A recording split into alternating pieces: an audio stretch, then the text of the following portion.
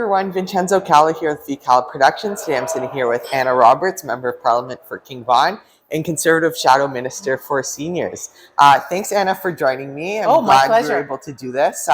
Bit of background in where we are. There was an event in Ottawa, West Nepean, my neighboring riding. I'm in Nepean, so right next door. And Anna and Melissa Landsman both were here to speak. And a lot of the things they spoke about, Anna spoke about seniors, her portfolio. So I want to talk about that, Anna. So first off, we'll get it off our mind because it's been in my head since you said it. You talked about the carbon tax and you talked about seniors and sort of the impact that they're having. So what's sort of the impact you're seeing with the carbon tax and other taxes on seniors, and how is that impacting them in the way that you're speaking to them, and what are you hearing? So we have to understand that we have seniors that live on a fixed income.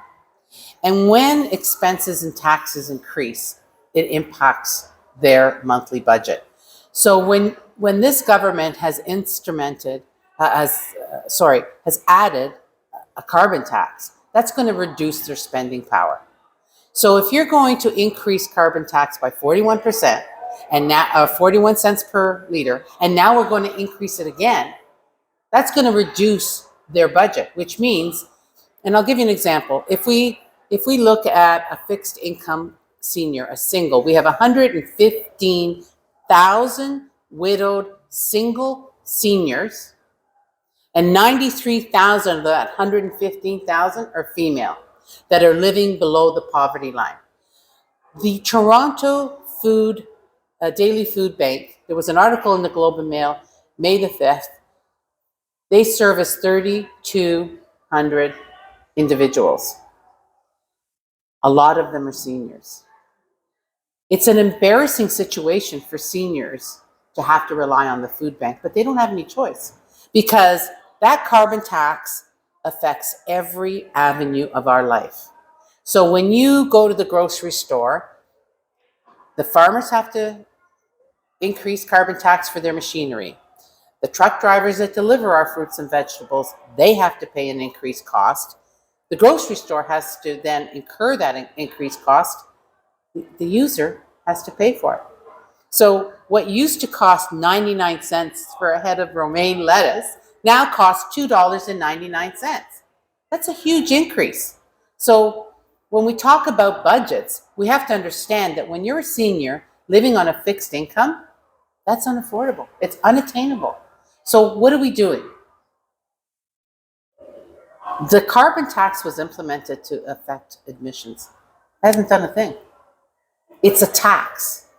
It's a way of generating tax dollars, which has increased the cost of living, which is causing this inflationary issue. So Pierre Poilievre, he's been outspoken about this, and say there's an election tomorrow and 35 days, whatever election time takes, he becomes prime minister. What is sort of the things that would be sort of your number one and the number one for Poilievre and the government to do to help seniors out of these inflationary deficits? There's a couple of things that we need to do. We need to reduce the burden on seniors. And I'll give you an example. I have a constituent in my riding. She stayed at home, came from Italy, stayed at home and raised her 4 children. Didn't go back to work until she was in her 50s. And the unfortunate situation about that is that she didn't contribute to the CPP the same length of time that her husband did.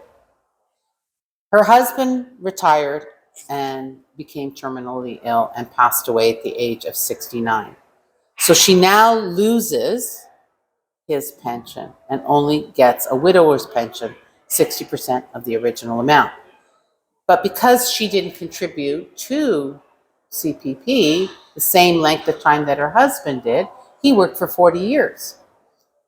She has had to be forced to live on a minimal fixed income of less than $1,000 a month. Now she has a small house which is paid for, a small little townhouse. She was able to get a job. Unfortunately, 3 weeks after she obtained this part-time job, COVID hit. So henceforth, she's last in, first out. She's tried everything possible to stay in her home. Now, she's looked at rental options. even if she sold her home, and the waiting list for rental for seniors is anywhere from a 7 to 10 year wait. Those funds, given her age, will not sustain her for the rest of her life. First of all, she can't even find an apartment. Secondly, why can't we make it where she is able to live in her home and still manage on her fixed income by increasing the portion that her husband paid into CPP?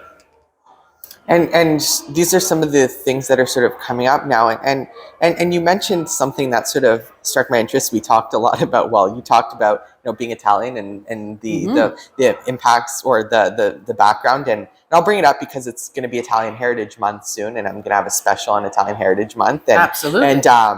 And there's a lot of not just Italians, immigrants like Melissa's father, and many of our immigrants have come here, built this country, and are now sort of faced with sort of not being able to have the respect or dignity they may deserve. So what do you hope to see as both on the opposition side to sort of advocate for them, and if, again, this hypothetical election, if you were to become the Minister of Seniors, what would be sort of the things that you would want to see done to help these people that built our country?